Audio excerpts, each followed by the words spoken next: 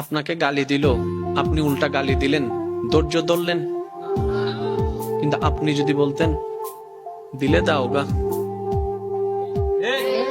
সুবহানাল্লাহ বলতেন, আমাকে গালি দিছো দাও গা, সে উল্টা ভাবনায় পড়ে যাবে, কি রে কারে গালি দিই, সে তো লড়ে না। সত্যি করে বলেন তো, আপনাকে কয় মিনিট গালি দিতে পারবে? একবার, দুইবার, তিনবার। গালি কখন ঝগড়া হয় জানেন? একটা দিয়েছে, দুইটা দিলেন, দুইটা শুনে তিনটা দিয়েছে, চারটা দিলেন, এইভাবে কিন্তু বাড়তে থাকে। এবার সে আপনাকে একটা দিল, আপনি হাসলেন।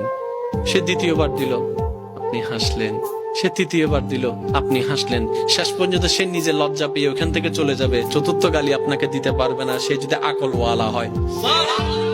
আর আপনি আমি বোকামি করি কি, কি হইছ তুই আরে মারি দি, মারি দাও না করে পুলিশ আইরা আরো ধরিলে যার গুই। তা হইলাম না, আই তো ন দিতে দিয়ে দে, ওদের মাঝি হনে, ওদের আই, ওদের তুই চল। আমি কি বুঝাতে পারছি কথা? আফটার অল আমরা নিজেরাই নিজেদের ক্ষতি করছি। যদি আমরা ইসলামের ফর্মুলা গুলাকে একটু ঠান্ডা মাথায় বসাইতে পারি, সফলতা আপনার কাছে।